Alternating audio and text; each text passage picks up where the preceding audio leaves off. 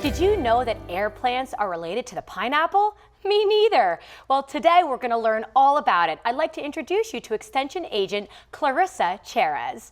Clarissa, thank you. Thanks for having me. Oh, I am so happy. I know that you are so knowledgeable in air plants, and I have a lot to learn from you. So please explain to me, what is an air plant? Air plants are very unique specimens. So they are in the Bromeliaceae family, so which is where pineapples come into play. Oh, okay. Pineapples are also in the Bromeliad family, but air plants are considered epiphytes, which means that they don't have a traditional root system the way that most plants do. Okay. They get all of their needs, rain and nutrients from the environment around them.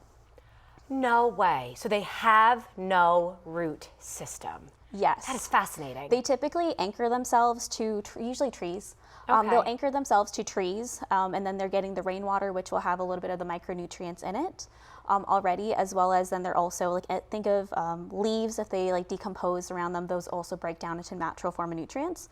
And then the rainwater will also suffice for the water that they need. So they're getting everything they need from the environment when they're growing outdoors. And then when they're also anchored to the tree, they do not harm the tree. So if you see an epiphyte in the trees, so whether it's Spanish moss, an orchid, air plants, sure. they're not harming the trees, they're just coexisting. Sure, they are coexisting. And I want to be transparent with you. I've never thought about that. Moss is so beautiful. And that is the relationship.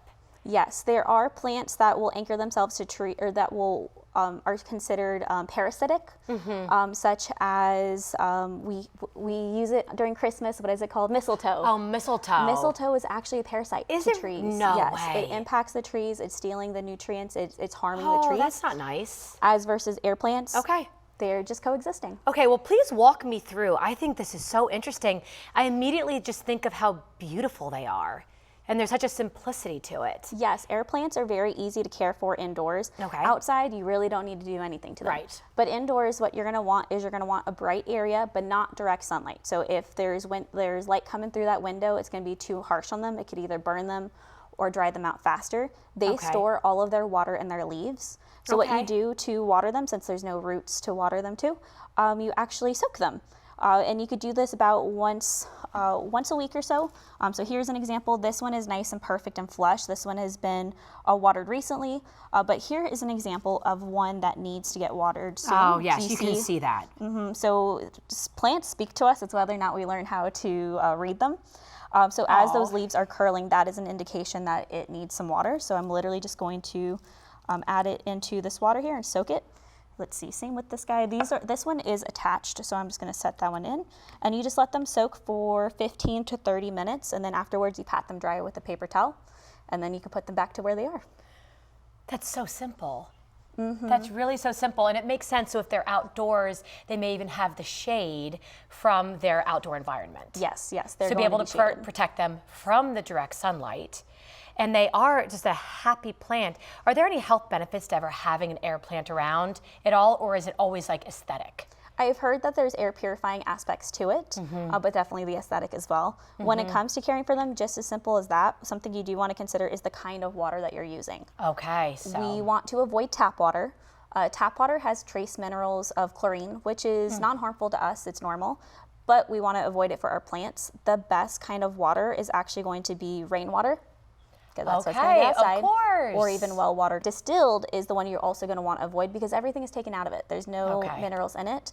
So therefore, it's not going to harm the plant, but it's also not going to give the plant the trace micronutrients that it's going to need. So they're going to benefit from like literally collecting rainwater from outside.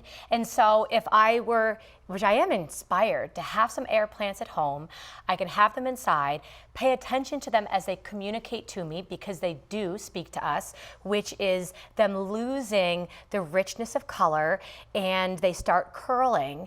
And at this time I am collecting rainwater from outside. I'm going to bring it in and let them soak anywhere from 15 to 30 minutes. Yes. And is there going to be any immediate change within those minutes, or after I say set a timer, so maximum a half hour.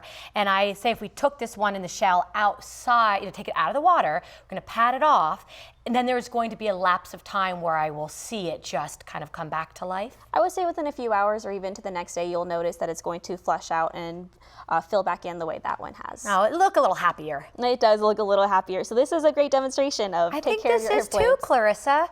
I have absolutely learned something today. I genuinely knew nothing about it, but I underestimated how air plants are actually a part of our lives, especially when you go into restaurants and beautiful spaces. They're utilized a lot. They're in an easy, decor. low-care plant to definitely have indoors. Which is actually speaking my language, because the one thing that I've learned is that, there is a science behind taking care of plants. And if we do communicate and just take a little bit of time, we'll benefit in that relationship, and so will they. So will they.